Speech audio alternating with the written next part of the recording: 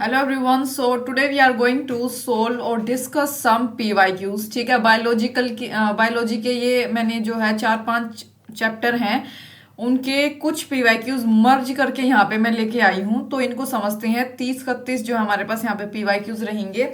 तो स्टार्ट करते हैं क्वेश्चन नंबर 1 से।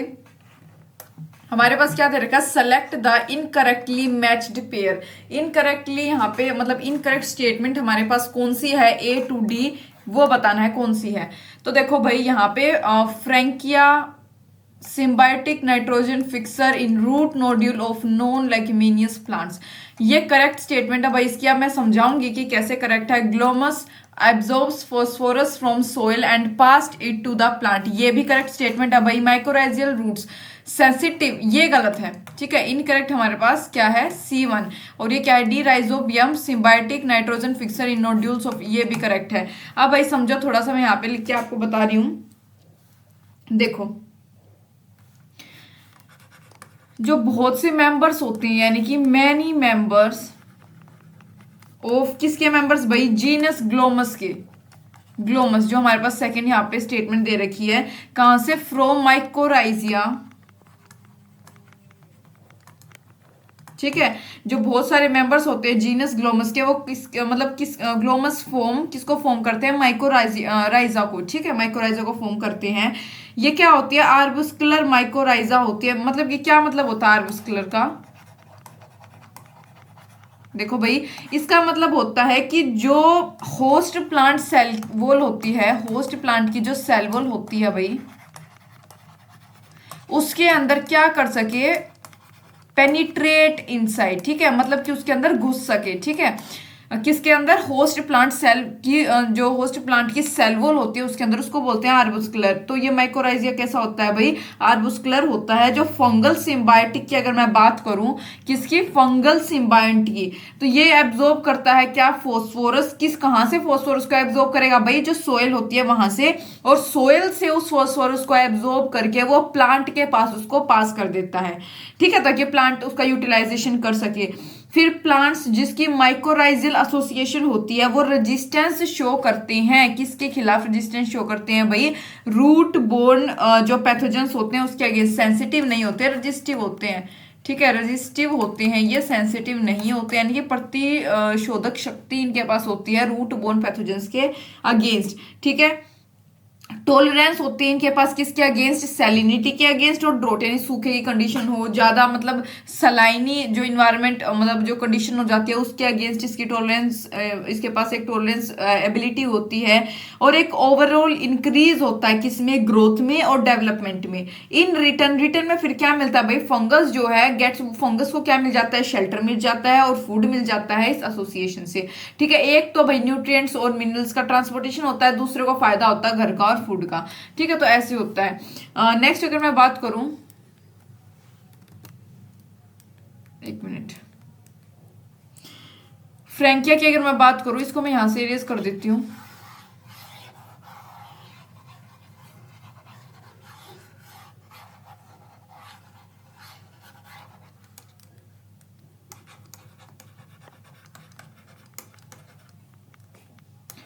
फ्रैंकिया जो होती है भाई, क्या होती है, ग्राम पॉजिटिव। कैसे होती है भाई, एक ग्राम पॉजिटिव होती है। ये ग्राम कैसी, ग्राम पॉजिटिव होती है, जो कि एक सिम्बायोटिक एसोसिएशन शो करती है किसके साथ, रूट के भाई जो नोड्यूल्स होते हैं, किसके, नॉन लेग्यूमिनियस या लेग्यूम हम इनको बोल सकते हैं, प्लांट्स के। ठीक है, और भाई ग्राम पॉजिटिव क्या होता है, ये बैक्टीरिया होता है, ग्राम पॉजिटिव बैक्टीरिया, जो कि क्लासिफाइड होता है कलर के द्वारा। दे टर्न इन द, जो कि स्टेनिंग मेथड से मतलब इस कलर की पुष्टि की जाती है। ठीक है, बेसिकली जो स्टेनिंग मेथड होता है वो क्रिस्टल वोयलेट डाई का यूज किया जाता है इसमें, जो कि रिटेन हो जाता है किसके द्वारा, एक थिक पेप्टिडोग्लाइकन की सेल वॉल होती है, जो कि सिर्फ ग्राम पॉजिटिव में पाई जाती है। और ग्राम नेगेटिव की अगर मैं बात करूं तो इसका अपोजिट होता है, उसमें थिन पेप्टिडोग्लाइकन की सेल वॉल होती है। ठीक है,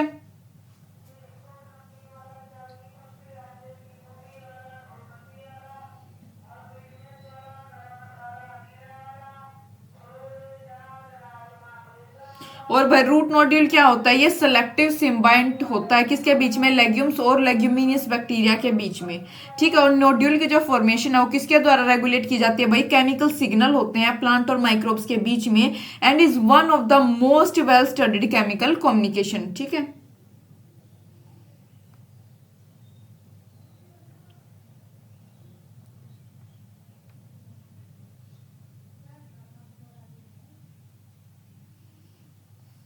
और अगर मैं बात करूं लेग्यूम्स या कुछ अदर प्लांट की, जो उनमें जो बैक्टीरिया है वो स्मॉल ग्रोथ होती है उनकी रूट्स के ऊपर, जिसको हम बोलते हैं नोड्यूल। नोड्यूल क्या होता है भाई, बैक्टीरिया की स्मॉल ग्रोथ रूट्स के ऊपर, उसी को क्या बोला जाता है, नोड्यूल बोला जाता है। और इन नोड्यूल्स के अंदर क्या होता है भाई, नाइट्रोजन फिक्सेशन होता है बैक्टीरिया के द्वारा और अमोनिया के द्वारा, ये प्रोड्यूस करते हैं, they produce is absorbed bye, और प्लांट के द्वारा जो वहां पे नाइट्रोजन फिक्सेशन से जो भी प्रोसेस, जो भी मतलब प्रोडक्ट बनता है वो एब्जॉर्ब किया जाता है प्लांट के द्वारा, ठीक है।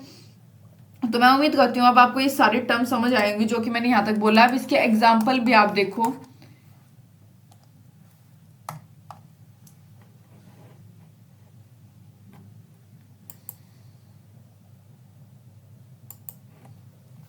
एग्जाम्पल इसमें कौन से याद रख सकते हो भाई आप, कैस्यूराइना एंड एलनस, ठीक है। आप इसको मतलब कोई भी न्यूमोनिक एक्रोनियम बना के इसको याद रख सकते हो कैसे भी ट्रिक के द्वारा, जैसे कि आप इसको एसी से याद रख लो, ठीक है, एसी, एसी से आप इसको याद रख सकते हो। नेक्स्ट अगर मैं बात करूं किसकी, राइजोबियम की, ठीक है। अब मैं आपको भैया अच्छे से सारे क्वेश्चन समझा रही हूँ यहाँ पे।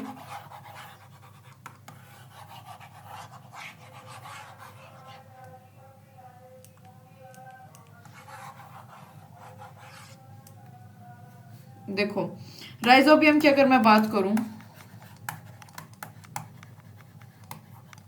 एक नाइट्रोजन फिक्सिंग बैक्टीरिया होता है, सबसे पहले याद रखोगे, ठीक है, जो कि लेग्यूम्स में पाया जाता है। लेग्यूम्स जैसे कि भाई हो गया हमारी ग्राउंड नट जो होती है, ठीक है, ग्राउंड नट हो गया, सोयाबीन्स जो होते हैं, आप दो ही एग्जांपल इसके याद रख सकते हो, एटसेट्रा, ठीक है।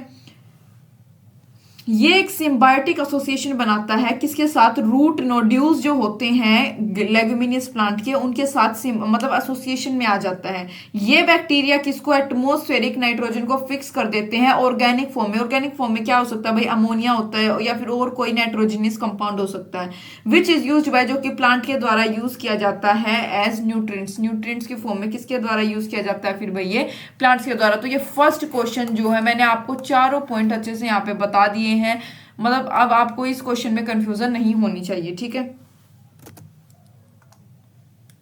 नेक्स्ट क्वेश्चन हमारे पास क्या है भाई,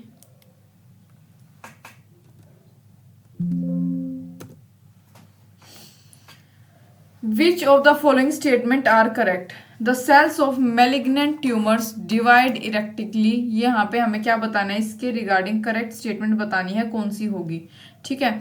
मोर than a million Indian suffers from cancer and a large number of them die from it annually. They show a property called contact inhibition.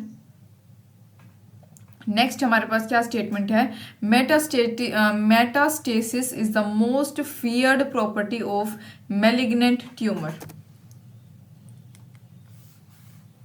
तो देखो भाई यहाँ पे हमें क्या बताना है, करेक्ट स्टेटमेंट बतानी है, इनमें से कौन सी होगी भाई। जरूरी नहीं है सिर्फ एक ही हो, एक से ज्यादा भी हो सकता है, क्योंकि अब आपको पढ़ते ही समझ आ जाना चाहिए कि कौन से होंगे। देखो जो सेल्स होते हैं मेलिग्नेंट ट्यूमर के, वो इरेक्टिकली डिवाइड होते रहते हैं, तो भाई ये तो करेक्ट है, डिवाइड होते हैं। मेलिग्नेंट ट्यूमर जो होता है थोड़ा सा सीवियर ट्यूमर माना जाता है, ठीक है। मोर देन, हाँ भाई 1 million India suffer from cancer and a large number of them, बिल्कुल ठीक है भाई, कैंसर कितना ज्यादा बढ़ चुका है आज के टाइम में। Show a property called contact inhibition show नहीं करता भाई ये मेलिग्नेंट ट्यूमर, ठीक है। मेटास्टेटिस, ये भी हमारे पास क्या है, इसकी करेक्ट स्टेटमेंट है। अब भाई मैं आपको कैंसर के बारे में यहाँ पे थोड़ा सा जो है समझाना चाहूंगी। ये तो पता चल गया तीनों स्टेटमेंट हमारी करेक्ट है।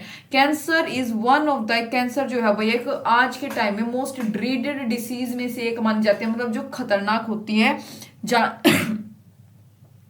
सॉरी, जिसे हम जानलेवा बोल सकते हैं ह्यूमन बींग्स के लिए, and is a major cause of, और डेथ का भी एक मेजर कोज क्या है, कैंसर है, all over the globe, tumour जो कि स्प्रेड होता है और इवेंचुअली जिसकी वजह से इल हेल्थ हो जाती है और डेथ हो जाती है। डिस्क्राइब डेड, उसको हम डिस्क्राइब कैसे कर रखा है उसको, मेलिग्नेंट के नाम से।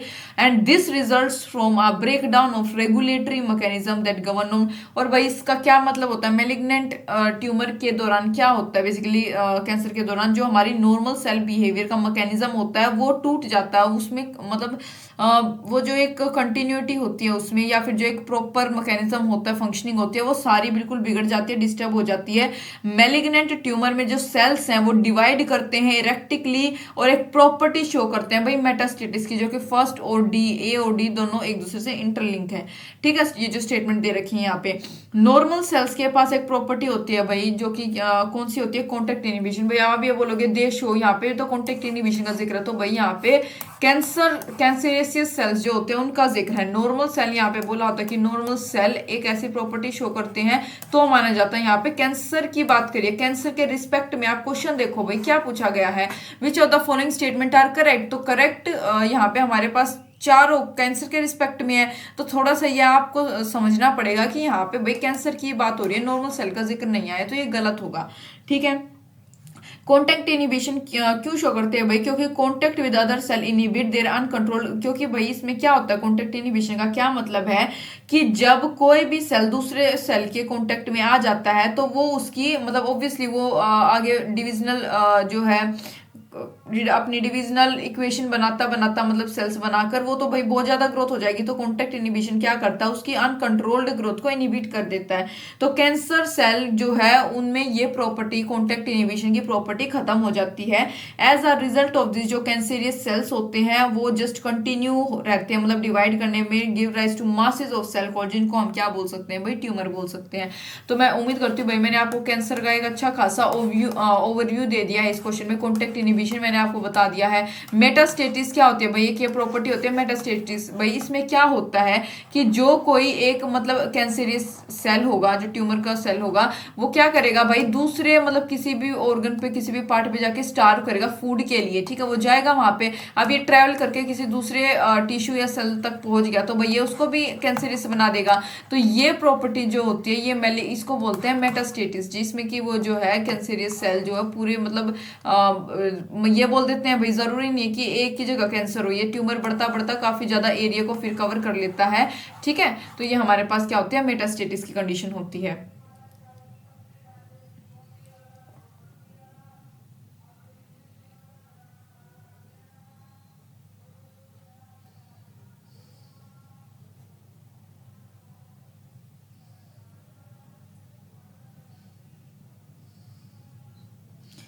नेक्स्ट क्वेश्चन की तरफ मूव करते हैं। मैं उम्मीद करती हूँ ये क्वेश्चन आपको अच्छे से समझ आया होगा। The most common cancer in man in India is, man में जो मोस्ट कॉमन कैंसर है इंडिया के अंदर वो बताना कौन सा होगा। तो भाई अब आप एकदम से पढ़ के शायद बहुत से बच्चों को लगेगा लंग कैंसर, नहीं भाई।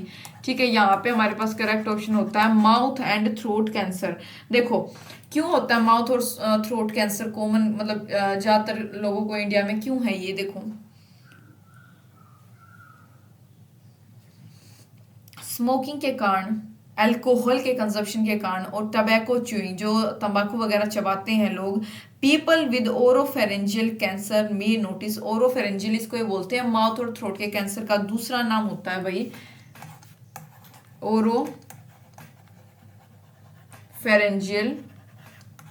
कैंसर। ठीक है, इसको बोल सकते हैं हम मे नोटिस एनी ऑफ द, मतलब उनमें भाई क्या क्या साइंस और सिम्टम्स देखने को मिलेंगे। एक पेनलेस लंप होता है ऑन द लिप, लिप के ऊपर भाई लंप का मतलब होता है कि ऐसे मैं एग्जैक्ट आपको वर्ड जो है बता देती हूँ कि इसका हिंदी मतलब क्या है।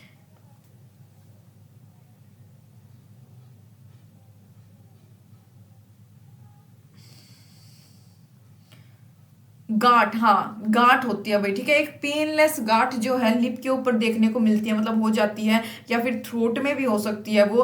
और एक सोर या फिर अल्सरेशन ऑन द लिप और inside the mouth that does not heal. और एक मतलब अल्सरेशन है, वो अल्सर्स वगैरह सुना है आपने कि अल्सर हो जाते हैं, पेट में अल्सर हो जाते हैं काफी ज्यादा, तो मतलब वो कहाँ पे हो जाता है, लिप पे हो जाता है या फिर माउथ के अंदर, जो कि कभी भी हील नहीं होता।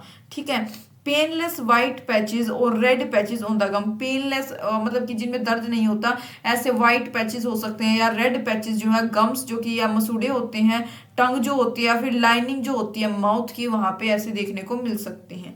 ठीक है, और मैं आपको बता दूं कार्किनोजेंस, कार्किनोजेंस इनको बोला जाता है भाई, जिसकी वजह से जो कैंसर कोजिंग फैक्टर या फिर जो कैंसरियस सेल्स होते हैं उनका नाम होता है कैर्किनोजेंस। ठीक है, तो ये भी आप याद रखोगे, इनको क्या बोला जाता है, कैर्किनोजेंस बोला जाता है। तो हमारे पास इसका सी क्या है, इसका करेक्ट ऑप्शन होगा। थ्रोट कैंसर आपको पता है कैसा होता है, लंग कैंसर लंग में, और माउथ और थ्रोट कैंसर का दूसरा नाम होता है ओरोफेरेंजियल कैंसर। ठीक है,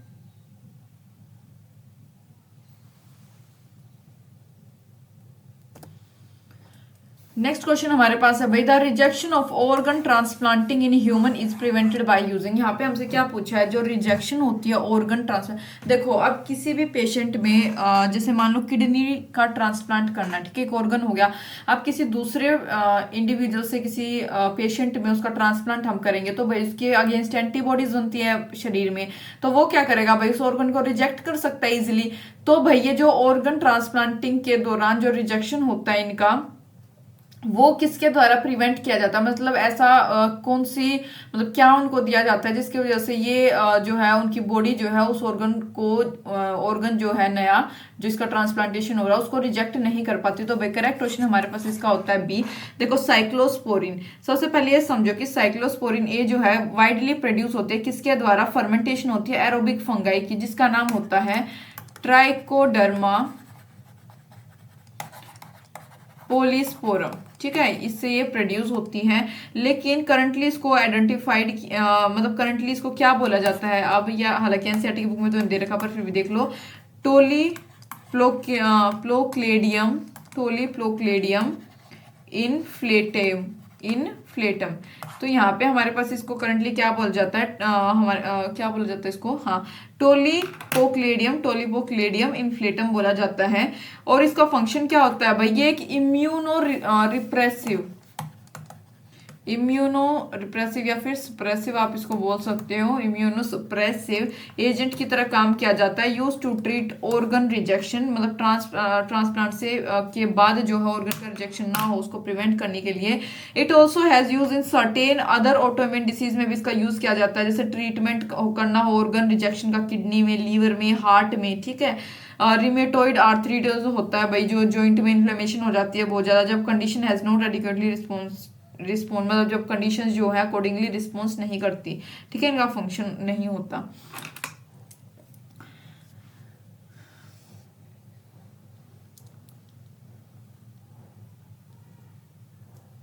और कैल्सिटोनिन की अगर मैं बात करूँ तो भाई ये क्या होता है, ये किस चीज में मदद करता है, कैल्शियम लेवल को रेगुलेट करने में ब्लड में। ठीक है, बाय डिक्रीजिंग, उसको डिक्रीज करके जो है उसका लेवल जो है कैल्शियम का ब्लड में रेगुलेट रखता है। ये काम होता है किसका, कैल्सिटोनिन का। ठीक है, नेक्स्ट अगर मैं बात करूँ किसकी, हाँ ये स्पेलिंग थोड़ी सी गलत है यहाँ पे, थ्रोम्बिन की अगर मैं यहाँ पे बात करूँ कि भाई थ्रोम्बिन का क्या फंक्शन होता है, तो ये जब वो clotting, as a clotting factor इसका यूज किया जाता है। ये एक यूनिक मॉलिक्यूल है भाई जो फंक्शन करता है बोथ प्रोकोगुलेंट भी और एंटीकोगुलेंट। भाई कोगुलेशन बोलते हैं उसको, जो ब्लड क्लोटिंग का सिलसिला होता है उसको भाई कोगुलेशन बोला जाता है। ठीक है, तो इसके दौरान क्या होता है भाई, ये थ्रोम्बिन एक फाइनल एंजाइम होता है ब्लड कोगुलेशन का। ठीक है, थ्रोम्बिन एक फाइनल प्रोडक्ट बन के आता है, एंजाइम बन के आता है बेसिकली। ये बिलोंग करता है ट्रिप्सिन फैमिली से। ठीक है, दो प्राइमरी एक्शन होते हैं इसके, एक तो होता है to cleave fibrinogen, to release जो फाइब्रिनोजन जो होता है उससे रिलीज करवाता है किसको, फिब्रिन को, और एक्टिवेट कर देता है प्लेटलेट्स को एक लिमिटेड प्रोटियोलाइसिस के थ्रू। ठीक है, किसी भी स्पेसिफिक रिसेप्टर पे, जिसकी वजह से जो वो ब्लड की क्लोटिंग हो सके। ठीक है, तो एक और हमारे पास ऊपर इसका फंक्शन रह गया एस्पिरिन का, मैंने आपको तीनों बता दिए हैं, तो इसको भी देख लेंगे कि इसका क्या मतलब होता है भाई। एस्पिरिन जो है ये एक मतलब non steroidal anti inflammatory drug होती है। सबसे पहले आप इस बात का याद रखोगे, NSAID भी इसको हम बोल सकते हैं, non steroidal anti inflammatory drug. ये ट्रीट करती है किसको, मिल्ड से मॉडरेट जो पेन होता है या फिर इन्फ्लेमेशन के दौरान, मतलब इन्फ्लेमेशन हो जाती है या फिर आर्थराइटिस, उस दौरान क्या दिया जाता है, एस्पिरिन। ठीक है। और इस ये किसको मतलब जो हार्ट अटैक का, स्ट्रोक का, फिर ब्लड क्लॉट का जो रिस्क होता है, ये एस्पिरिन उसको भी लोअर करने में मदद करती है। और भाई एक और बात, जो चिल्ड्रन या टीनेजर्स को कभी भी इस मेडिसिन का यूज नहीं करना चाहिए to treat their symptoms unless वो डायरेक्टेड ना किए जाए, मतलब किसी भी स्पेशलिस्ट या फिर क्वालिफाइड डॉक्टर के द्वारा जब तक इस मेडिसिन को लेने की प्रिस्क्रिप्शंस ना दी जाए तब तक खुद से ट्राई नहीं करना चाहिए, ठीक है। नेक्स्ट क्वेश्चन की तरफ मूव करेंगे भाई। What is true about monocot leaf? तो हमारे पास यहाँ पे 4 ऑप्शन दे रखे हैं, ए बी सी डी, ठीक है। यहाँ पे हमें क्या बताना है, ट्रू स्टेटमेंट बतानी है। रेटिकुलम वेनिशन गलत है। Absence of bulliform cells from epidermis, ये भी गलत है। Mesophyll not differentiated into palisade, ये करेक्ट है। वेल डिफरेंशिएट, ये भी गलत है भाई। देखो अब मोनोकोट लीव्स के बारे में समझो कि क्यों गलत है, क्यों ये सही है। मोनोकोट लीव्स में अगर मैं बात करूं, जो मीसोफाइल सेल होते हैं भाई, मीसोफिल सेल्स,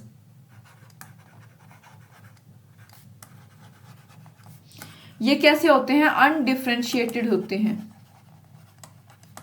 वेल डिफरेंशिएटेड नहीं, यहाँ पे आना था अनडिफरेंशिएटेड, ठीक है। नॉट डिफरेंशिएटेड इनटू, ये बिल्कुल ठीक है। अनडिफरेंशिएटेड सेल्स ये जो ये होते हैं भाई मेसोफिल। मेसोफिल सेल्स जो है मोनोकोटिलिडनस लीव्स में ओफन कैसे होते हैं, हाईली लोब्ड होते हैं, मतलब इनके लोब्स बने होते हैं, ठीक है। जितने भी मेसोफिल सेल होते हैं वो क्या कंटेन करते हैं, लार्ज पॉपुलेशन किसका भाई, क्लोरोप्लास्ट की, जो कि अनेबल करती हैं किसको, लीफ को, कि वो फोटोसिंथेटिक कार्बन एसिमिलेशन को कैरी कर सके। तो हमारे पास मेसोफिल सेल्स के रिगार्डिंग यानी मोनोकोट लीफ में मेसोफिल सेल्स की जब बात आएगी तो वो कैसे होते हैं, अनडिफरेंशिएटेड होते हैं। रेटिकुलम वेनिशन नहीं होती भाई, ठीक है। मतलब ये 2 प्रकार की वेनिशन होती है। एक में तो भाई जो लीव्स है उनकी कुछ ऐसी जो है पैटर्न देखने को मिलता है, बिल्कुल ऐसा स्ट्रेट, और एक में कैसा होता है भाई, ऐसे ऐसे, मतलब टेढ़ा मेढ़ा ऐसे, ठीक है। तो इसको बोलते हैं वेनिशन।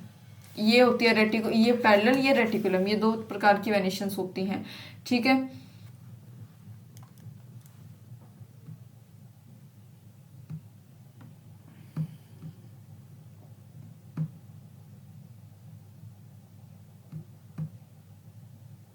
नेक्स्ट है भाई, इन कोर्क कैम्बियम, जो कोर्क और secondary cortex are collectively called, उसको क्या बोला जाता है। तो भाई यहाँ पे हमारे पास इसका करेक्ट ऑप्शन होता है पेरिडर्म, ठीक है।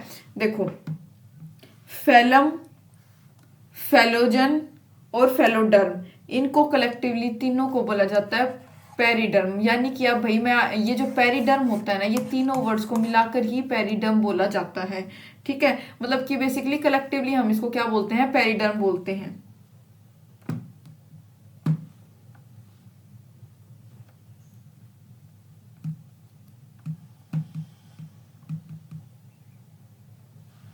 और भाई अगर मैं पेरिडर्म के फंक्शन की बात करूं तो ये एक्ट करता है एज अ आर्मर प्रोटेक्टिंग, जो प्लांट की इनर टिश्यूज होते हैं उनको बायोटिक या फिर एबायोटिक स्ट्रेस से बचाने का काम किसका होता है भाई, पेरिडर्म का, ठीक है। ये कब फॉर्म होता है, रेडियल थिकनिंग जब होती है प्लांट ऑर्गन की, जैसे कि भाई स्टेम्स हो गई, रूट्स हो गई, और रिप्लेस कर देता है प्राइमरी प्रोटेक्टिव टिश्यू के फंक्शन को, जैसे कि एपिडर्मस और एक्टोडर्मस, ठीक है, एक्टोडर्मिस इसको। और पेरिडर्म भैया कोर की टिश्यू होता है, इन कोर कैम्बियम, कोर यहाँ पे हमारे पास आ गया, कोर की टिश्यू होता है जो रिप्लेस कर देता है एपिडर्मिस को। जब लेटर जब ये क्या हो जाता है, दूसरा एपिडर्मिस डैमेज जब हो जाता है तो ये इसको रिप्लेस करके पेरिडर्म वहां पे आ जाता है। और क्रिटिकल होता है किसको प्रिवेंट करने के लिए, पैथोजन की इन्वेजन को, मतलब कि पैथोजन मतलब कोई फॉरेन इन्वेडर अगर प्लांट में आके उसे खाना चाह रहा है, उसे खत्म करना चाह रहा है, तो उसके अगेंस्ट ये काम करता है। और वाटर लॉस को भी प्रिवेंट करता है। पेरिडर्म कब फॉर्म होता है, कैसे फॉर्म होता है भाई, मेरिस्टेमेटिक एक्टिविटी होती है फेलोजन सेल्स की, जिनको बोला जाता है कोर कैम्बियम। भाई कोर कैम्बियम को क्या बोला जाता है, फेलोजन सेल बोला जाता है, दूसरा नाम है बेसिकली, ठीक है। इसमें से कुछ समझाने वाला नहीं है, दूसरा नाम कोर कैम्बियम का क्या है, फेलोजन से, ठीक है।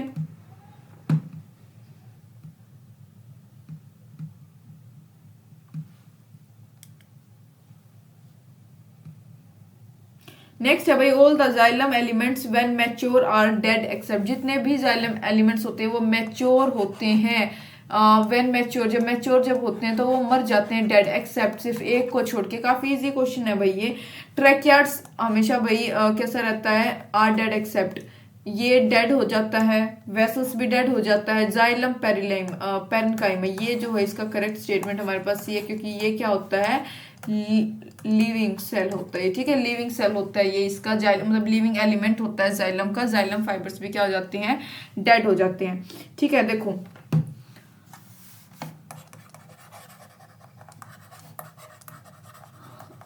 जाइलम और फ्लोएम जो होते हैं दोनों ही कैसे होते हैं भाई, कॉम्प्लेक्स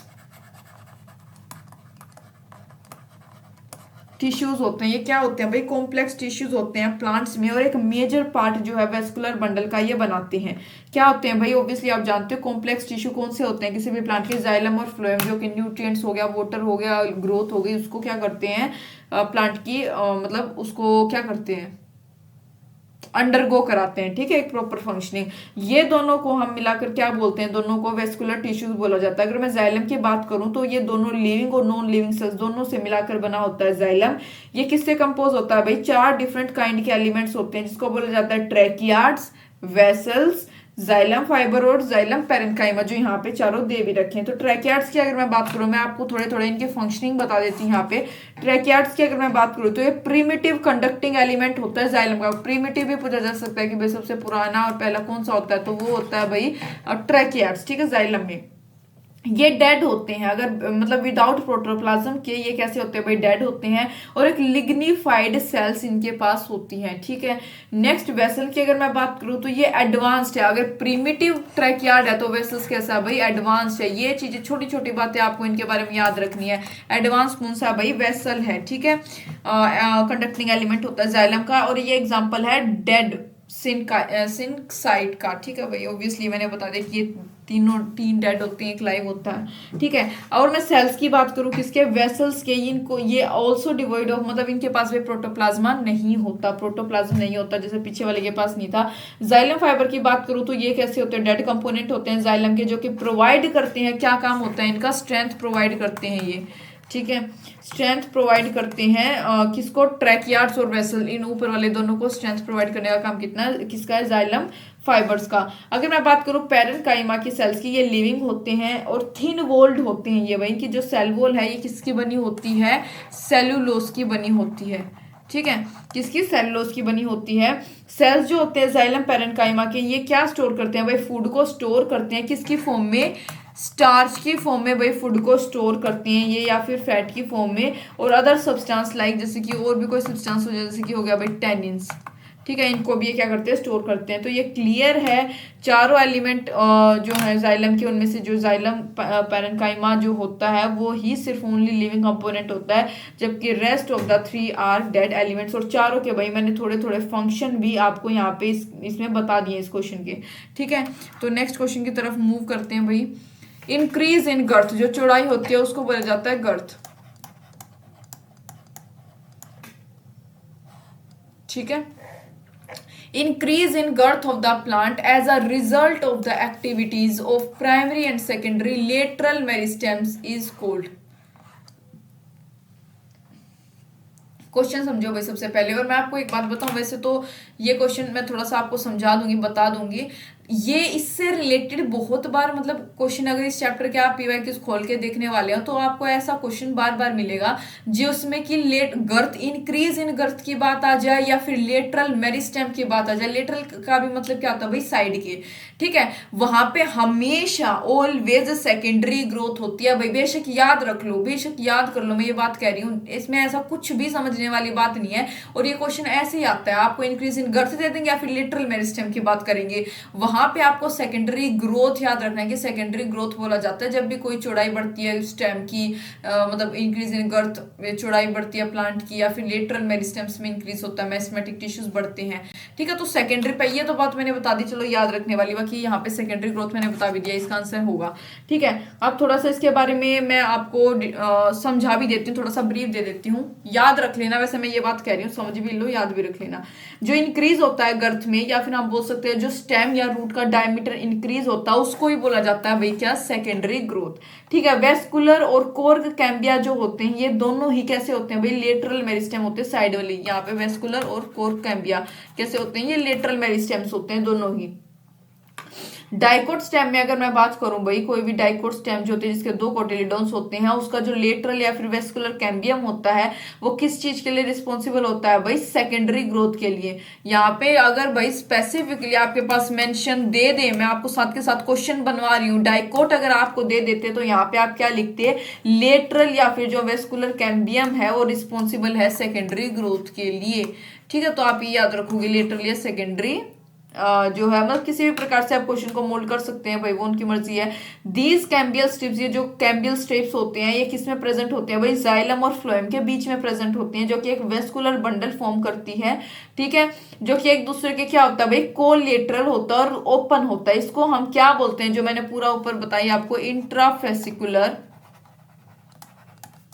क्या बोला जाता है भाई इसको, इंट्राफेसिकुलर कैम्बिया हम इसको बोल सकते हैं। ठीक है, नेक्स्ट ये जो होती है भाई, ये ज्वाइन होती है इंटरफेसिकुलर कैम्बिया के द्वारा इन बिटवीन, किसके बीच में, जो बंडल्स होते हैं क्या बनाने के लिए, फर्दर वेस्कुलर कैम्बियम। तो ये ऐड क्या करता है भाई, सेकेंडरी जाइलम को और फ्लोएम को दोनों साइड पे। तो कोर्क कैम्बियम प्रेजेंट होता है बहुत सारे प्लांट में एज अ पार्ट, किसके पार्ट के तौर पे, जो एपिडर्मिस होती है, लेयर होती है, उसके पार्ट के तौर पे वुडी प्लांट्स में। तो ये जो मेरिस्टेम है ये पहले तो फॉर्म होगी कोटेक्स के अंदर, उसके बाद ये डिवाइड करेगी कोर्क या फिर फैलम बनाने के लिए बाहर की तरफ, या फिर सेकेंडरी कोटेक्स या फिर फेलोडम जो है इनसाइड बन जाता है। तो भाई करेक्ट ऑप्शन इसका हमारे पास सी होगा, याद रख लेना। ठीक है,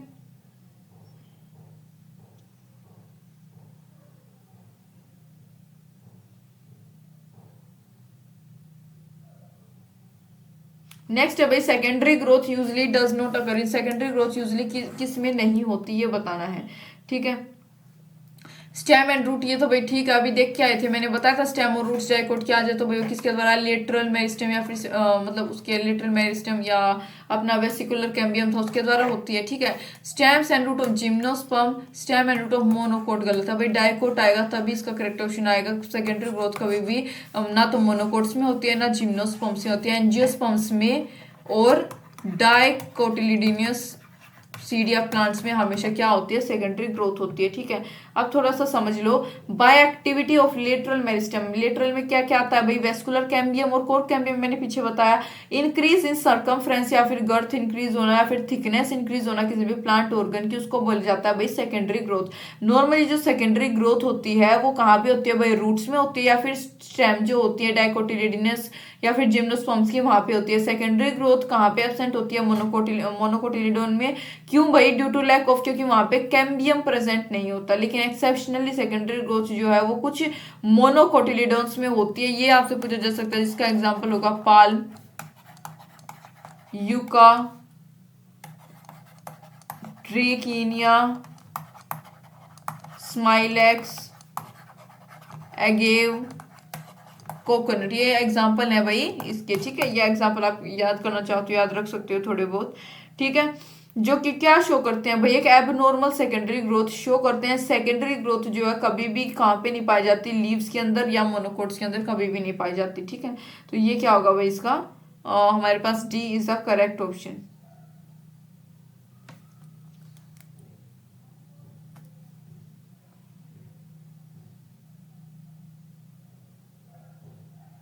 भाई नेक्स्ट क्वेश्चन हमारे पास है, जो वेल डेवलप्ड पिथ होती है इस फॉर्म वो किस में पाई जाती है इनमें से। तो भाई monocot root and monocot stem या डाइकोट रूट, मोनोकोट की रूट होगी भाई। ठीक है, और डाइकोट की यहाँ पे स्टेम होगी, ये ठीक है भाई, मोनोकोट की रूट और डाइकोट की स्टेम वहां पे एक वेल डेवलप्ड पिथ पाई जाती है। देखो, डाइकोट स्टेम के पास एक वेल डेवलप्ड पिथ होती है जो कि क्या होती है, पैराकाइमेटिस, पैरन काइमेटियस या फिर कुछ बोल सकते हैं, समटाइम्स वो स्क्लीरन काइमेटियस भी हो सकती है। जबकि जो मोनोकोट की स्टेम पिथ होती है वो उसमें क्या होती है, मतलब मोनोकोट की स्टेम में पिथ अब्सेंट होती है हमेशा। तो डाइकोट रूट की अगर मैं बात करूँ तो पिथ कैसा होता है, पुअरली डेवलप होता है उसमें। जबकि अगर मैं मोनोकोट रूट की बात करूँ तो एक वेल डेवलप्ड पिथ उसमें क्या होता है, प्रेजेंट होता है।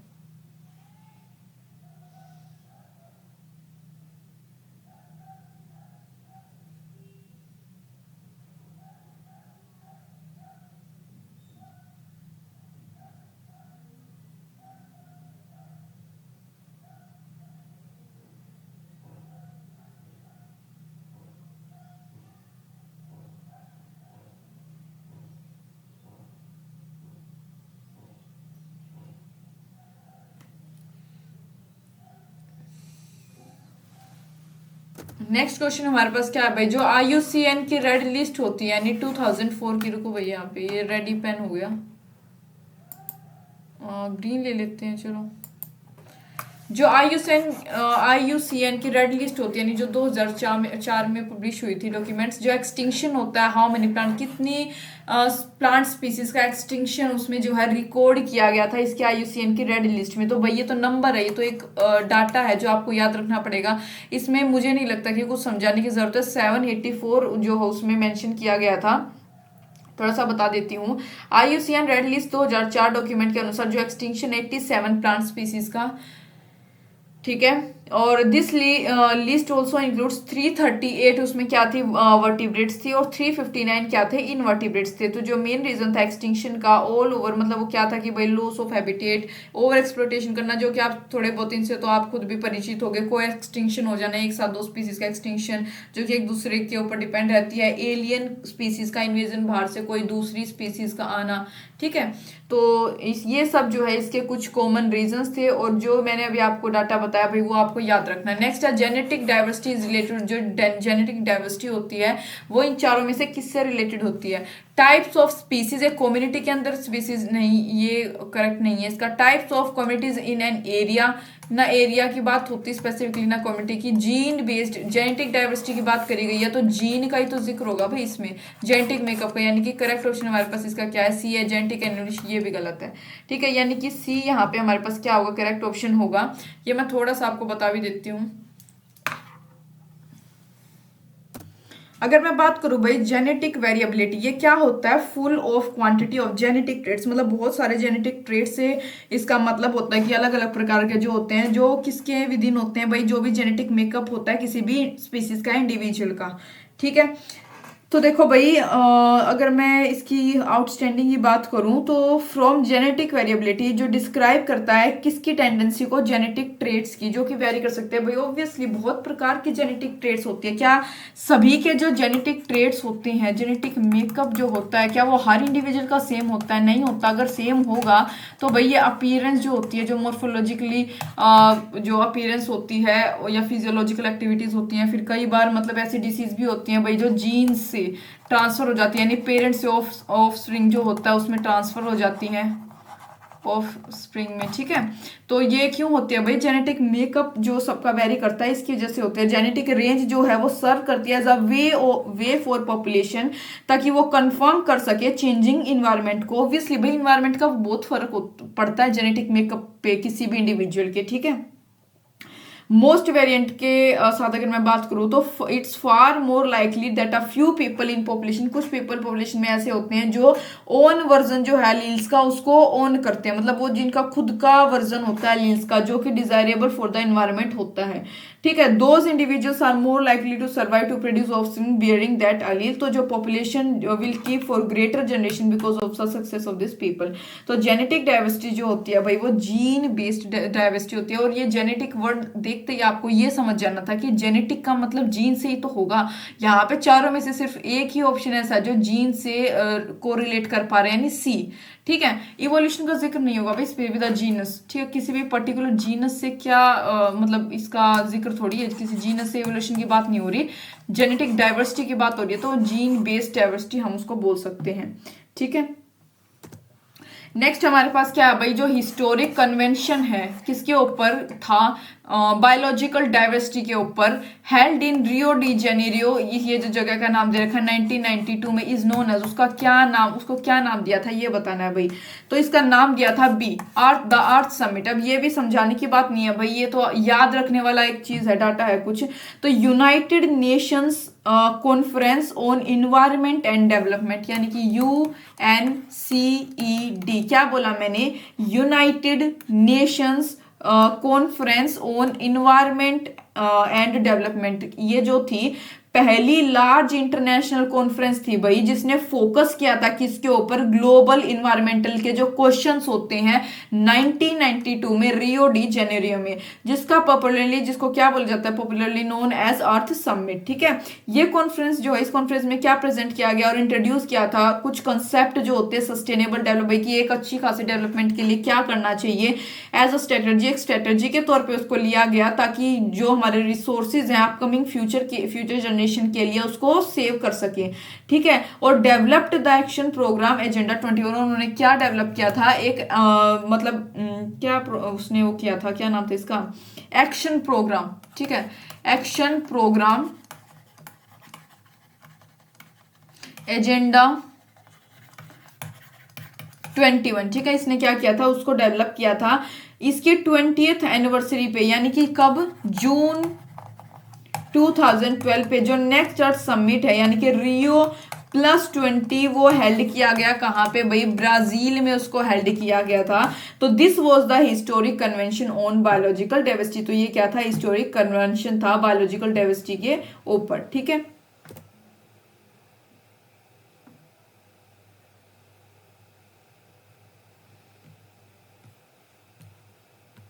एक मिनट भाई,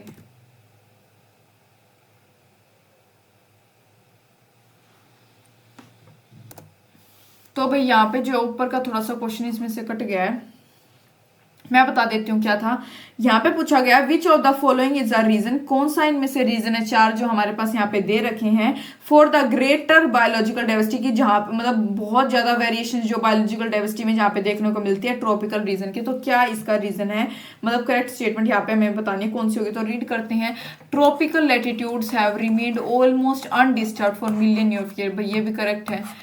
tropical environment are less seasonal आएगा भाई यहाँ पे, रिलेटिवली मोर कॉन्स्टेंट होते हैं बेसिकली और प्रेडिक्टेबल होंगे। ये दोनों स्टेटमेंट आपको एक जैसी नहीं लग रही कि अनडिस्टर्ब्ड रही मिलियन ऑफ ईयर्स के लिए, यहाँ पे ये कॉन्स्टेंट और प्रेडिक्टेबल की बात करी गई, यानी कि एक दूसरे से कोरिलेट कर रही है स्टेटमेंट, तो यानी कि बी भी करेक्ट है।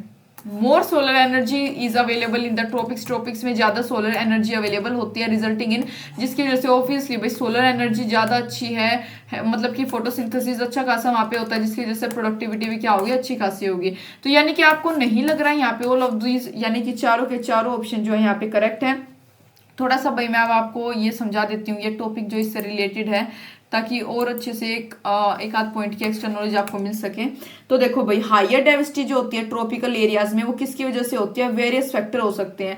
एक होता है भाई एल्टीट्यूड, एल्टीट्यूड एक फैक्टर हो सकता है, ये एक प्राइमरी फैक्टर होता है। सबसे पहली बात, ये एक प्राइमरी फैक्टर होता है स्पीसीज डाइवर्सिटी के कंटेक्स्ट में। अगर हम बात करें, जो स्पीसीज डाइवर्सिटी होती है वो डिक्रीज करती है। स्पीसीज की डाइवर्सिटी भाई कब डिक्रीज करती है, जो स्पीसीज की डाइवर्सिटी विभिन्नता होती है, जैसे जैसे एल्टीट्यूड बढ़ता जाएगा स्पीसीज की डाइवर्सिटी क्या होती जाएगी, कम होती जाती है। ठीक है, टेम्परेट रीजन्स में हैज अंडरगोन, टेम्परेट रीजन जो है वो फ्रीक्वेंट ग्लेशिएशन जो है, पास में आपको पता भी होगा ग्लेशियर्स का मतलब वो मेल्टिंग, वो आपने सुना भी होगा, काफी फ्रीक्वेंटली वो अंडरगो किया है इस मतलब टेम्परेट रीजन्स ने।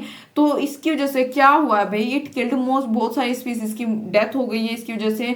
No such disturbance occurred in tropics, भाई ट्रॉपिक्स में अगर बात करूँ तो ये तो बात होगी, टेम्परेट रीजन में तो भाई ऐसे डिस्टर्बेंस होती रहती है जिसकी वजह से काफी सारी स्पीसीज जो है किल्ड हो जाती हैं। ठीक है, तो लेकिन ट्रॉपिकल रीजन में यहाँ पे बात करी गई कि वहां पे कोई भी एज सच ऐसे कोई डिस्टर्बेंस जो है नहीं हुए ट्रॉपिक रीजन में, वेयर स्पीसीज कंटिन्यू, जहाँ पे स्पीसीज जो है भाई कंटिन्यूअसली फ्लोरिश करती है, इवॉल्व होती है अनडिस्टर्बली मिलियंस ऑफ ईयर्स के लिए। हैंस इट प्रूव्स दैट की स्पेसिएशन जो है एक फंक्शन होता है किसका, टाइम का फंक्शन है भाई स्पेसिएशन।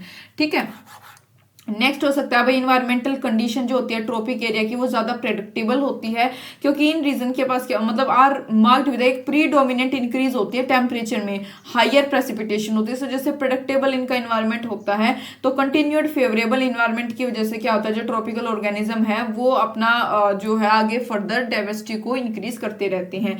नेक्स्ट, जितनी ज्यादा सोलर एनर्जी, मतलब काफी ज्यादा सोलर एनर्जी ट्रॉपिक्स में अवेलेबल रहती है, ये प्रमोट करती है हाई प्रोडक्टिविटी और इंक्रीज बायोडाइवर्सिटी। एक हायर रिसोर्स अवेलेबिलिटी ट्रॉपिक्स में, किसकी वजह से? रिड्यूस्ड कंपटीशन, वहाँ पे ट्रॉपिक में कंपटीशन कम होता है, जिसकी वजह से वहाँ पे भाई अपनी रिसोर्सेज अवेलेबिलिटी काफी अच्छी होती है। ये प्रमोट होता है किसके द्वारा? भाई फेवरेबल इन्वायरमेंटल कंडीशन वहाँ पे होती है, इसकी वजह से वहाँ पे कंपटीशन कम होता है, रिसोर्सेज की कमी नहीं होती है। रेट ऑफ एक्सटिंक्शन जो है कंपेरेटिवली कम होता है ट्रॉपिक्स में एज कंपेयर टू टेम्परेट वगैरह, ठीक है। तो ये हमारे पास कुछ इसके ऑप्शंस थे, ठीक है।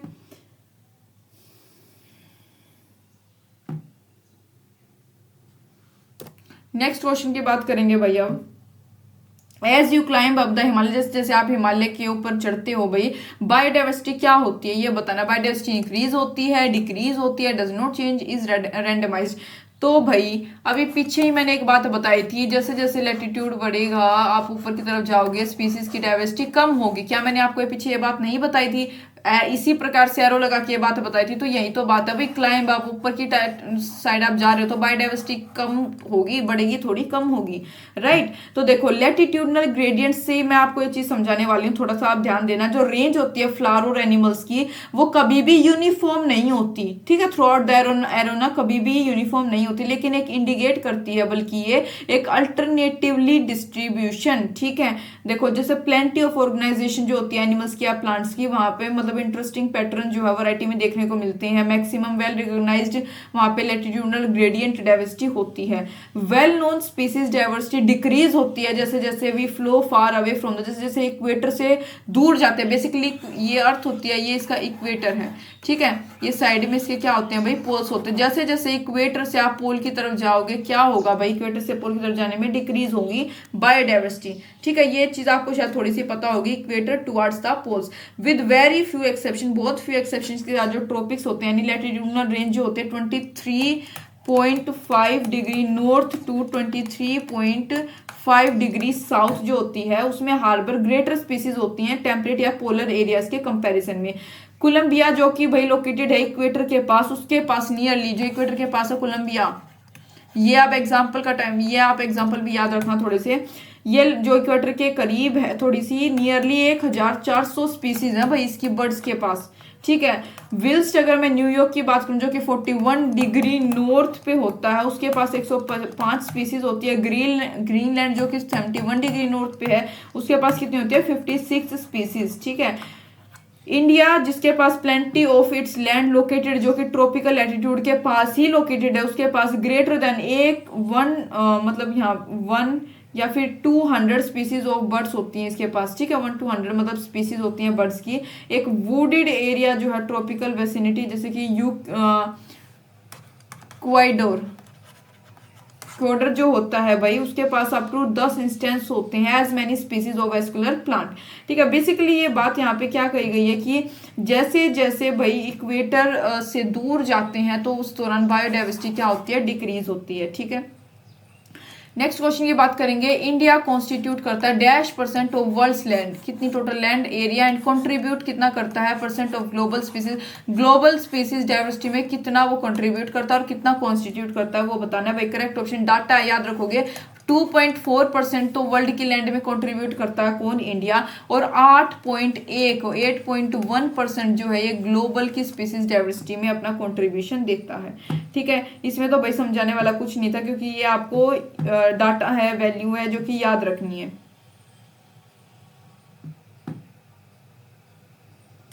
नेक्स्ट है find the incorrect match. Incorrect match बताना है with respect to threatened species in the world. Threatened species जो होती है वर्ल्ड में, उसके रिस्पेक्ट में इनकरेक्ट बताना है कौन सा होगा। तो भाई यहाँ पे ये भी अगेन एक डाटा, ये तो बी करेक्ट ऑप्शन है इसका, ये ठीक है, ठीक है। बर्ड्स 12% का रेट है, मैमल्स का 23%, यहाँ पे परसेंट आएगा भाई, ठीक है। मैंने ऊपर लिखा था जिम्नोस्पर्म्स का 31%, एम्फीबियंस का 42%, ये क्या है? इनकरेक्ट है इसके रिस्पेक्ट में, ठीक है।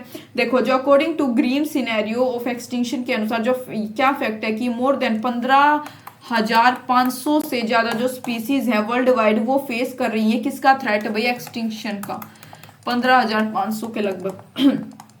प्रेजेंटली 12% जो जितने भी बर्ड स्पीसीज हैं, 23% जितनी भी मैमल स्पीसीज और 32% जितने भी एम्फीबियंस की स्पीसीज हैं, 42 नहीं आना था यहाँ पे, 32 इज द करेक्ट। ठीक है, ये क्या है मतलब जितने भी एम्फीबियंस और 31% जिम्नोस्पर्म्स, ठीक है, स्पीसीज वर्ल्ड में फेस कर रही है किसका थ्रेट भाई, एक्सटिंक्शन का थ्रेट जो है ये फेस कर रही हैं। ठीक है, ये डाटा है जो याद रखोगे आप। नेक्स्ट है भाई जीन थेरेपी। जीन थेरेपी क्या होता है, चारों में से करेक्ट ऑप्शन हमें यहाँ पे बताना है। Study of extra nuclear gene, gene therapy नहीं होती, थेरेपी की बात कर रहे हैं। रिप्लेसमेंट थेरेपी यानी कि रिप्लेसमेंट फॉल्टी जीन का एक नॉर्मल, बिल्कुल करेक्ट ऑप्शन है भाई फंक्शनल जीन। कॉस्मेटिक सर्जरी और नहीं, जीन थेरेपी में ये नहीं होता। ऑल ऑफ द वो तो बिल्कुल भी नहीं। देखो भाई आप थेरेपी से, आप थेरेपी कब लेने जाते हो, जब कोई ना कोई दिक्कत हो रही हो, कहीं पे फॉल्ट आ रहा हो आपकी बॉडी में, ठीक है, तभी तो आप थेरेपी के लिए जाते हो किसी भी साइकोलॉजिस्ट के पास, फिजियोलॉजिस्ट के पास, डॉक्टर के पास, स्पेशलिस्ट के पास, किसी भी कंडीशन में। तो यहाँ पे क्या आप नहीं समझ पाए कि जीन थेरेपी हमारे पास वर्ड दे रखा है, तो इसमें क्या होगा, रिप्लेसमेंट होना होगा किसी फॉल्टी जीन का by a normal healthy functional gene.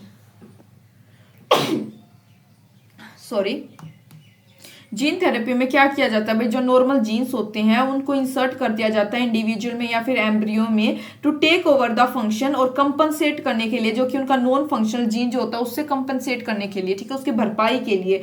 ये टेक्निक जो है ये यूज की जाती है क्या करने के लिए, प्रिवेंट करने के लिए, या फिर बहुत सारी डिसीज होती है भाई उनसे प्रिवेंशन के लिए या फिर क्योर के लिए भी इसका जो जीन थेरेपी होती है इस थेरेपी का यूज किया जाता है। ठीक है, नेक्स्ट हम बात करेंगे क्वेश्चन की, जो कि ऊपर से भाई ये क्वेश्चन अगेन शायद काफी बड़ा था, ये इस वजह से यहाँ पे आपको दिख नहीं पा रहा है, मैं ये आपको बोलकर बता दूंगी अभी।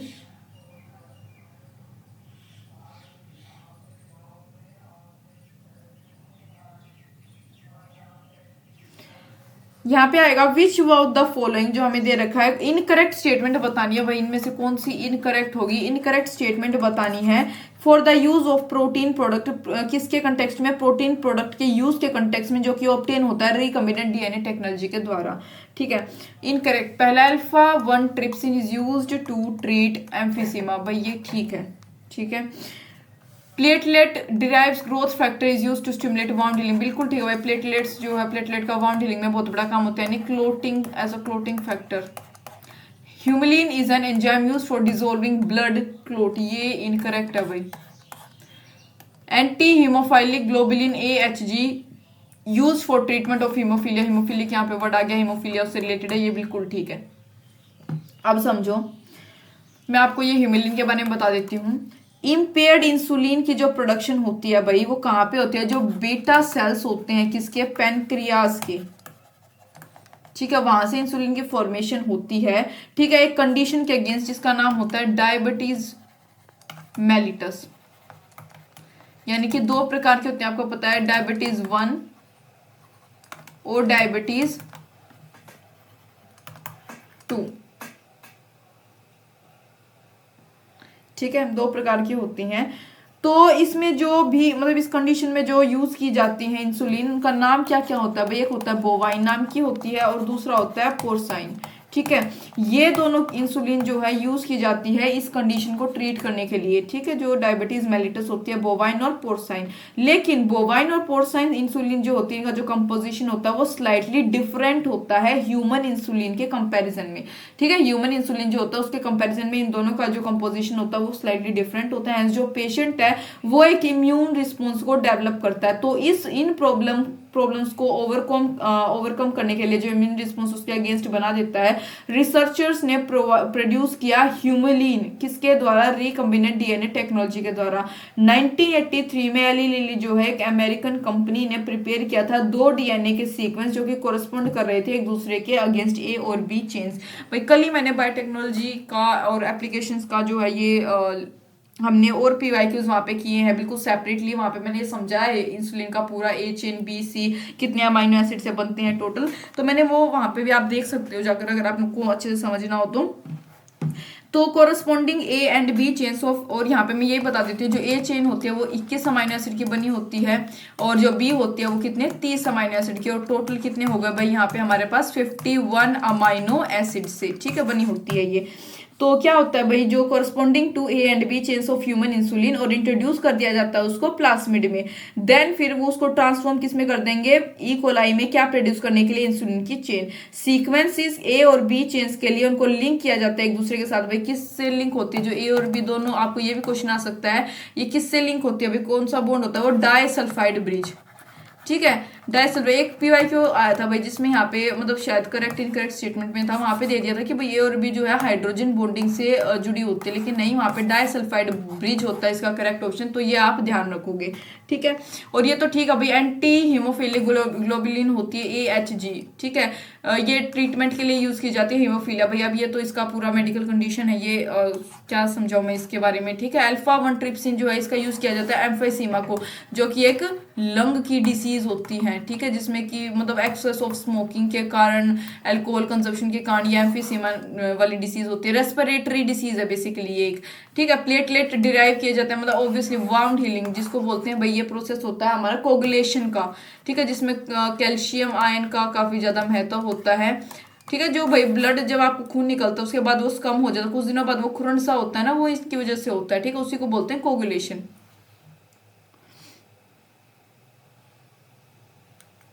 नेक्स्ट क्वेश्चन की तरफ मूव करते हैं भाई।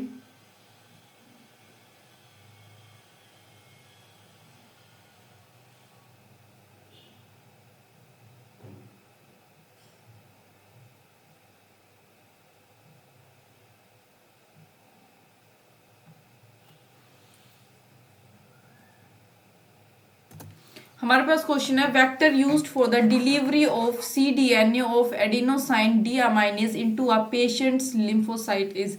क्या बताना है भाई, वो कौन सा वेक्टर है जो यूज किया जाता है किसकी डिलीवरी के लिए, cDNA की डिलीवरी के लिए एडिनोसाइन डीअमाइनेज में into a patient's lymphocyte is. ठीक है, पेशेंट के लिम्फोसाइट में। करेक्ट ऑप्शन बताना है इसमें से कौन सा होगा, कौन सा वेक्टर है।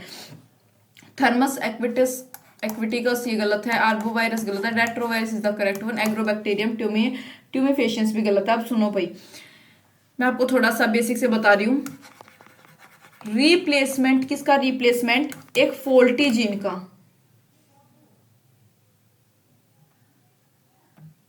Replacement of a faulty gene, कोई भी फॉल्टी जीन हो गया भाई, उसके रिप्लेसमेंट के लिए by a normal healthy functional gene, उसके मतलब किससे रिप्लेस करना, ऑब्वियसली फॉल्टी जीन को नॉर्मल हेल्दी जीन से ही, फंक्शनल जीन से ही रिप्लेस करेंगे, उसको बोला जाता है, क्या बोला जाता है भाई, उसको जीन थेरेपी बोला जाता है। और ये दो टाइप्स की होती है, एक होता है भाई सोमेटिक, एक होती है भाई सोमेटिक, दूसरा क्या होती है जर्म लाइन।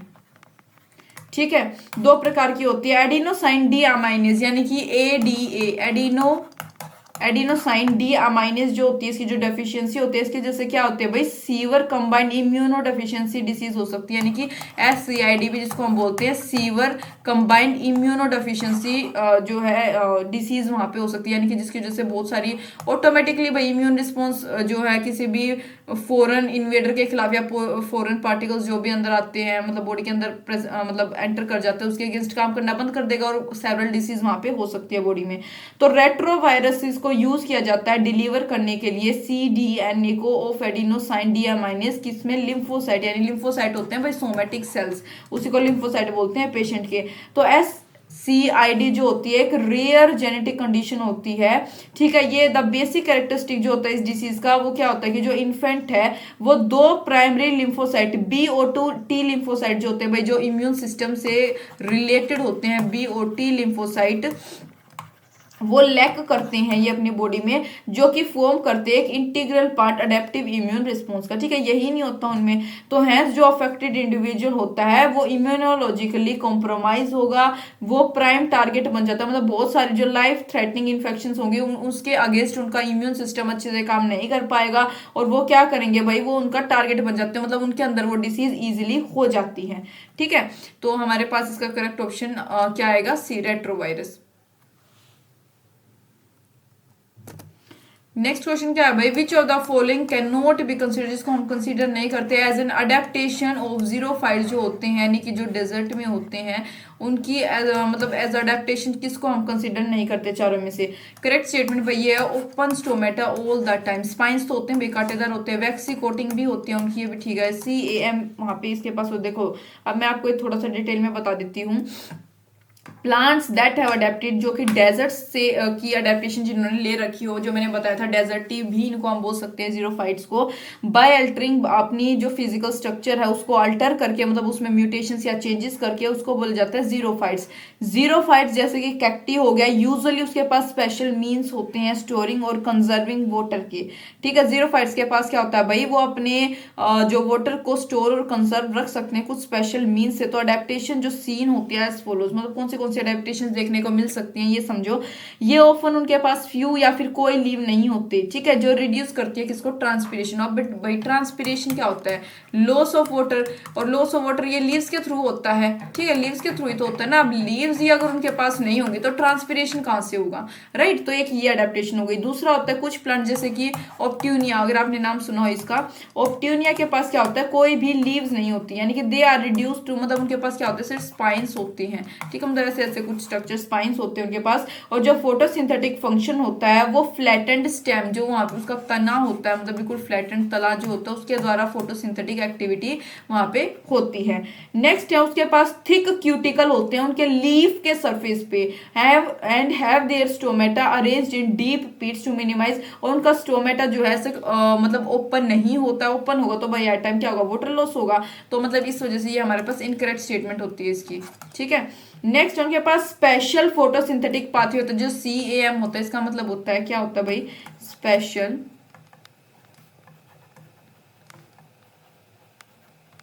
फोटोसिंथेटिक पाथवे इसके पास होता है, जो अनेबल करता है इनके स्टोमेटा को कि ये क्लोज रहें, डे टाइम के दौरान कैसे रही है, बंद रहे, ताकि ट्रांसपीरेशन ना हो पाए, ठीक है। तो इस वजह से हमारे पास इसका करेक्ट ऑप्शन क्या होगा, ए होता है।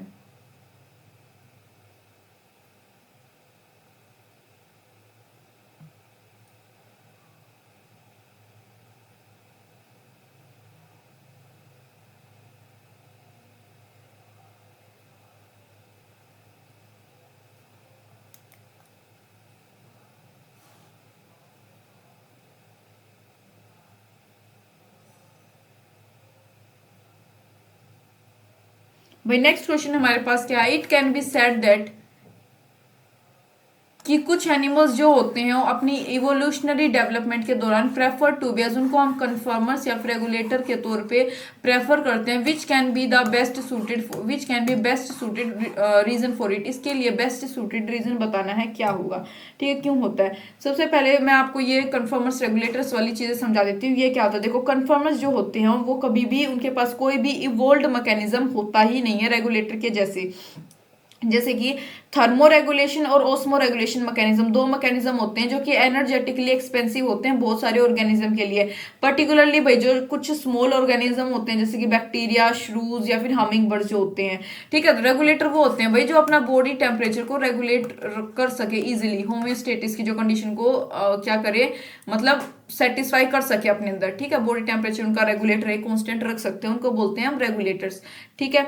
तो यहाँ पे हमारे पास क्या होता है, जो हीट लॉस या हीट गेन होता है वो फंक्शन होता है बॉडी सरफेस एरिया का इन सच एनिमल्स, इन एनिमल्स में हीट गेन होगा या हीट लॉस होता है। सिंस जो स्मॉल एनिमल्स होते हैं जनरली उनकी जो बॉडी है वो लार्जर होती है, मतलब लार्जर सरफेस एरिया होता है उनका उनकी बॉडी वॉल्यूम के रिलेशन में। तो जो लूज बॉडी हीट होगी इज वेरी फास्ट, उनके अंदर बॉडी हीट को लूज करना काफी फास्ट होता है जब टेम्परेचर क्या हो सराउंडिंग का बहुत कम हो। Therefore they have to spend much energy to generate body heat through metabolism, therefore उनको क्या करना पड़ता है, अपनी बहुत सारी एनर्जी स्पेंड करनी पड़ती है बॉडी हीट को जनरेट करने के लिए मेटाबॉलिज्म के थ्रू, ठीक है, मेटाबॉलिज्म की मदद से।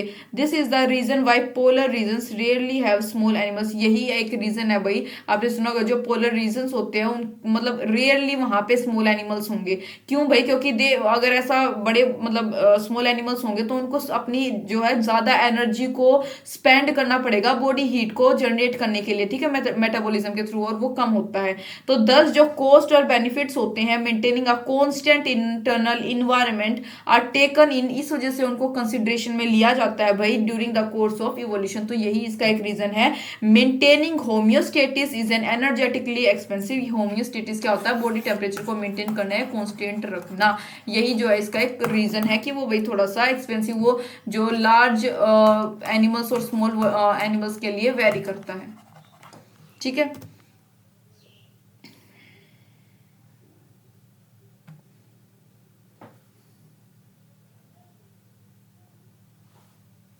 तो भाई यहाँ पे हमसे क्या पूछा गया है कि जो जॉइंट होता है फीमर की जो जॉइंट होती है भाई विद पेल्विक गर्डल इज, मतलब वो उस जॉइंट का क्या नाम होता है ये बताना है। फीमर की जो पेल्विक गर्डल होती है उसके साथ जो जॉइंट होता है उसको उसका क्या नाम होता है। तो भाई बॉल एंड सॉकेट जॉइंट उसको हम बोलते हैं। बॉल एंड सॉकेट जो है एक मोस्ट फ्रीली मूवेबल होता है भाई। ये कैसा होता है, मोस्ट फ्रीली मूवेबल होता है सभी जॉइंट्स में, ठीक है। ऑफ ऑल जॉइंट मतलब जितने भी जॉइंट्स हैं उनमें कंपैरिजन में मोस्ट फ्रीली मूवेबल होता है ये, ठीक है। इट इज अ ये फुली मूवेबल जॉइंट होता है और अलाउ करता है मल्टी डायरेक्शनल मूवमेंट, मतलब मल्टी डायरेक्शनल मूवमेंट को ये अलाउ भी करता है और रोटेशन को भी, ठीक है। तो यहाँ पे हमारे पास इसका करेक्ट ऑप्शन क्या होगा, डी होता है।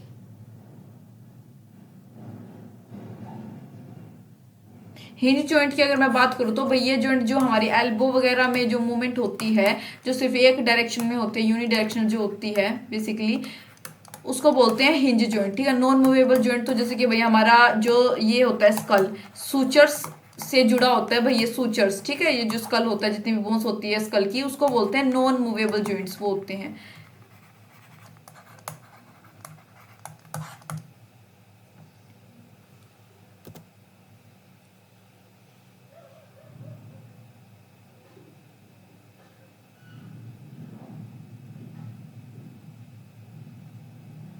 नेक्स्ट है भाई प्रोटीन हुज रिमूवल अनेबल्स, वो प्रोटीन जिसके रिमूवल मतलब अगर उसको हम रिमूव कर दें वो अनेबल कर देता है मायोसिन को कि वो एक्टिन के साथ बाइंडिंग कर सके स्मूथ मसल में। एक्टिन, मायोसिन और एक्टिन दो प्रोटीन होते हैं, ठीक है।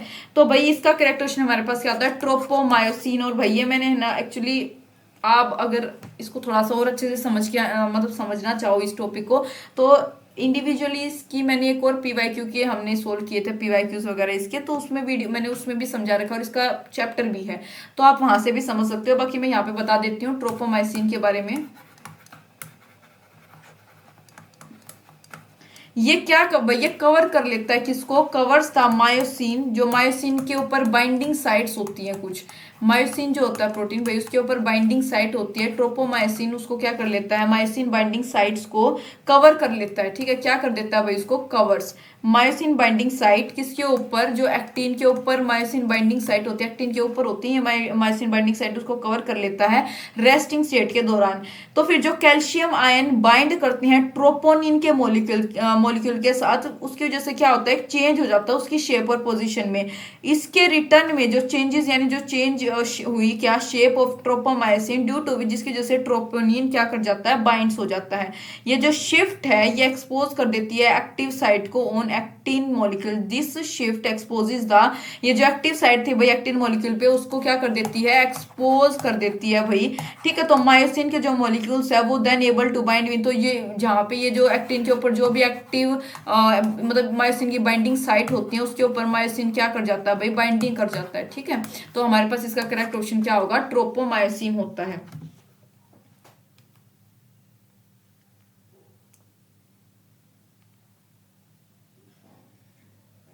और कैल्डस्मोन क्या होता है भाई, इसका क्या फंक्शन होता है, देखो ये एक एक्टिन बाइंडिंग प्रोटीन होता है ये भी, लेकिन ये इनिबिट करता है मायोसिन की बाइंडिंग को एक्टिन के ऊपर, ठीक है। मतलब ये रोकता है और रेगुलेट करता है स्मूथ मसल की कॉन्ट्रेक्शन को और उसकी रिलैक्सेशन को, ठीक है।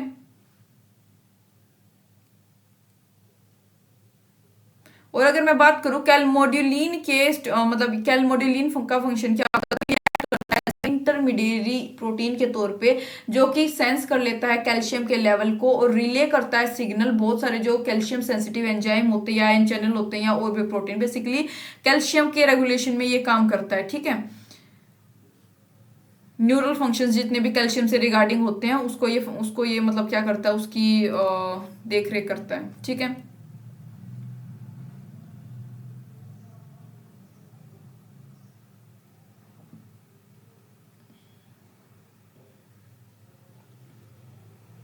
भाई नेक्स्ट हमारे पास है ribs attach to sternum are. आप जानते हो भाई रिब्स कितनी होती हैं, टोटल 12 होती हैं। तो उसमें से 12 रिब्स टोटल होती हैं। तो पहली जैसे यहाँ पे तो जो पहली 7 होती हैं भाई, 4 5 6 7, जो 7 होती हैं वो मैं बताती हूँ, वो स्टर्नम से अटैच होती है। जो बीच में होता है ना ये ऐसे, इसको बोलते हैं हम स्टर्नम। ठीक है, स्टर्नम से पहली 7 जो रिब्स हैं वो स्टर्नम से अटैच होती हैं। ठीक है, उनको हम क्या बोलते हैं, और उनका नाम जो होता है जो स्टर्नम से अटैच होती है उनको बोला जाता है ट्रू रिब्स। ठीक है, और उसके बाद 3 जो होती हैं भाई, 7 8 9 10 3 10th तक भाई, वो होती हैं फॉल्स रिब्स, जो कि स्टर्नम से, जो कि 7th जो रिब होती है उससे अटैच होती हैं 3। उसके बाद भाई 2 ऐसी होती हैं जो अटैच ही नहीं होती किसी से भी, उसको बोला जाता है फ्लोटिंग रिब्स। उनको क्या बोला जाता है भाई, फ्लोटिंग रिब्स बोला जाता है। ठीक है,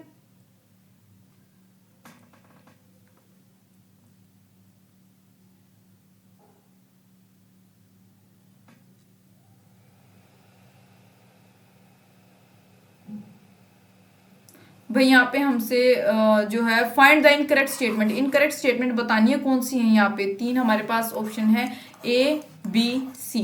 ठीक है, तो देखो कार्डिक मसल्स कैसी होती है भाई, ब्रांच्ड, स्ट्राइप्ड और यूनी न्यूक्लिएट, कोई भी न्यूक्लियस नहीं होता, बिल्कुल करेक्ट है भाई। ये आपके एनसीईआरटी की बुक में एज इट इज लाइन दे रखी है।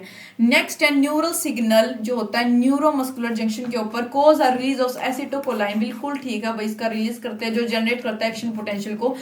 ये आपके एनसीईआरटी की बुक में दे भी रखा है, और मैंने 2 बार ये चीजें समझा रखी है, मतलब इसके पीवाईक्यूज के दौरान भी और चैप्टर में भी। ठीक है भाई, जब एक न्यूरल सिग्नल जो होता है न्यूरोमस्कुलर जंक्शन जहाँ पे, वो एसिटोकोलाइन केमिकल होता है, इसको रिलीज करता है, जो कि आगे फर्दर एक्शन पोटेंशियल को रेगुलेट करता है, जनरेट करता है।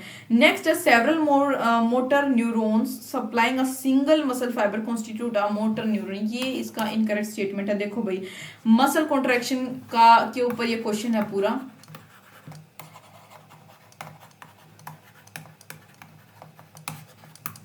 मसल कॉन्ट्रैक्शन जो है भाई इनिशिएटेड बाय अ सिग्नल, एक सिग्नल के द्वारा वो इनिशिएटेड होती है, Saint through motor neurons by the CN, जो सेंट्रल नर्वस सिस्टम होता है भाई उसके द्वारा वो सेंड करी जाती है। एक मोटर यूनिट का फॉर्म होती है भाई, एक एसोसिएशन होता है मोटर यूनिट का अलोंग विद, एक मोटर न्यूरॉन का एसोसिएशन किसके साथ, मसल फाइबर के साथ, क्या बनाता है, एक मोटर यूनिट बनाता है। ठीक है, एक मोटर यूनिट उससे बनती है।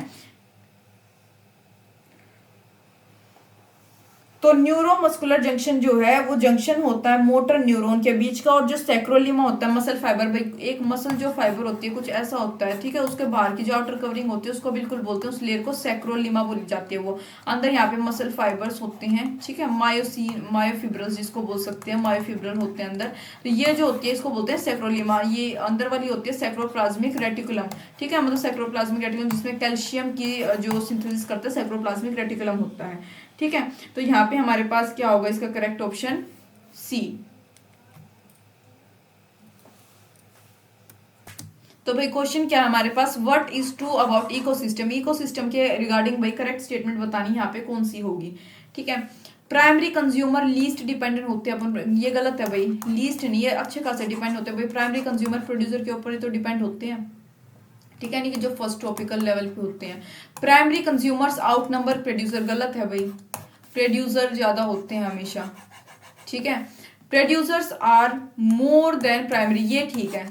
देखो इसकी कॉन्ट्राडिक्टरी स्टेटमेंट है ये गलत थी, तो ऑब्वियसली ये क्या होगी, सही होगी। अगर आपको ये पता होता है ये गलत है, या फिर कोई सा भी एक, बस ये पता होना चाहिए भाई कि प्रोड्यूसर ज्यादा होते हैं प्राइमरी कंज्यूमर के मुकाबले। तो हमारे पास सी जो है इसका करेक्ट ऑप्शन होता है, मतलब क्या है, ट्रू। इसके रिगार्डिंग ये हमारे पास ठीक है। Secondary consumer largest and most powerful, नहीं भाई ये भी गलत है। ठीक है, प्रोड्यूसर ज्यादा हैं। तो इकोसिस्टम में जो प्रोड्यूसर होते हैं, ग्रीन प्लांट जो होते हैं, वो हमेशा मोर देन कंज्यूमर होते हैं। कंज्यूमर में कौन से होते हैं भाई, हार्बीवोर्स, कार्निवोर्स, जितने भी होंगे किस में आते हैं हमारे, इसमें आते हैं, किस में आते हैं, इसमें प्राइमरी कंज्यूमर में। ठीक है,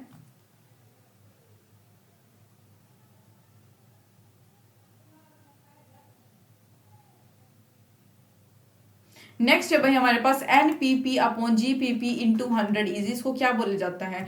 तो भाई इसका करेक्ट ऑप्शन हमारे पास होता है नेट प्रोडक्शन एफिशिएंसी को बोला जाता है। देखो नेट प्रोडक्शन एफिशिएंसी क्या होता है, अमाउंट ऑफ कंज्यूमर प्रोडक्शन, जितना अमाउंट ऑफ कंज्यूमर प्रोडक्शन होता है यानी एनपीपी, उसको डिवाइड कर दे by the amount of assimilation यानी जीपीपी, ग्रोस प्राइमरी प्रोडक्शन जिसको बोलते हैं हम। ये होता है नेट, मतलब जितना नेट प्राइमरी प्रोडक्शन हुआ, जितना ग्रोस प्राइमरी प्रोडक्शन हुआ यानी कि कितना एसिमिलेशन हुआ है, उसको 100 से हम डिवाइड करते हैं तो उसको बोला जाता है नेट प्रोडक्शन एफिशिएंसी, उससे हमको मिलती है। तो यानी कि बी इसका क्या है, करेक्ट ऑप्शन होता है।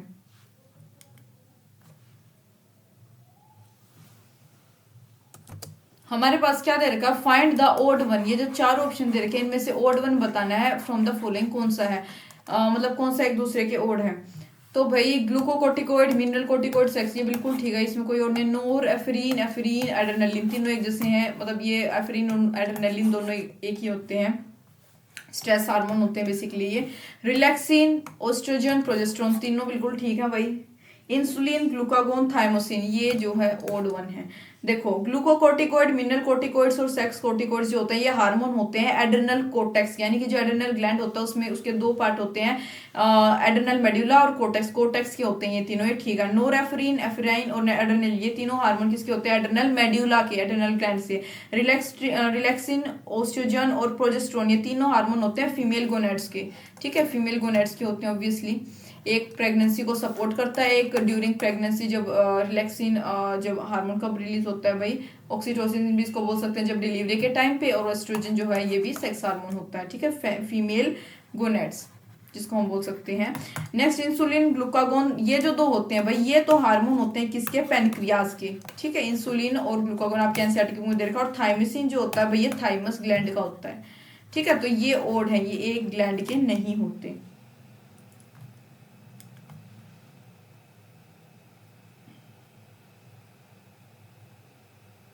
Which of the following statement is ये which of the following hormone attach on a specific, जो एक स्पेसिफिक रिसेप्टर के ऊपर क्या करता है, ये अटैच होता है ऑन द प्लाज्मा मेम्ब्रेन, वो बताना है कौन सा होता है इनमें से।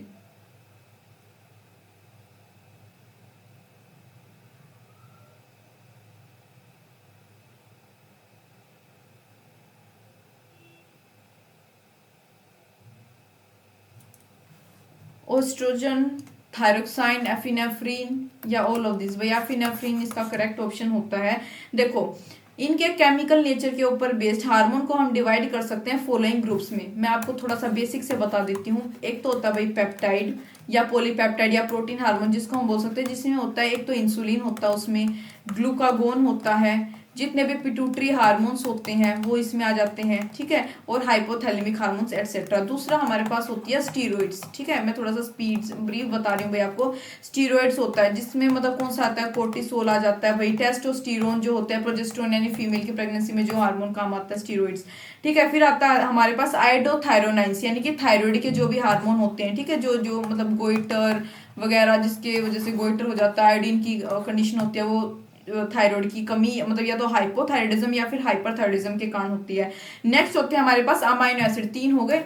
और फोर्थ वन हमारे पास क्या होती है भाई, अमाइनो एसिड डेरिवेटिव्स। इसमें आता है एपिनेफ्रिन हो गया, नोर यानी कि ये जो एड्रेनल मेडुला जिनको सिक्रेट करता है, ये स्ट्रेस हार्मोन होते हैं भाई, या कोई इमरजेंसी कंडीशन में रिलीज होते हैं ये हार्मोन जब डर वगैरह होता है। तो अमाइनो एसिड के जो डेरिवेटिव्स होते हैं, पेप्टाइड हार्मोन जो होते हैं, इनके जो रिसेप्टर होते हैं भाई किस किस के, एक तो ये फर्स्ट वाले पेप्टाइड के और एक होते हैं भैया जो अमाइनो एसिड मैंने बताया, इन दोनों के जो रिसेप्टर, इनके जो रिसेप्टर होते हैं ये सेल की मेम्ब्रेन से अटैच होते हैं, जबकि आयोडोथायरोनाइन्स और स्टीरॉइड्स के जो रिसेप्टर होते हैं वो साइटोप्लाज्म में या फिर इनसाइड द न्यूक्लियस प्रेजेंट होते हैं, ठीक है।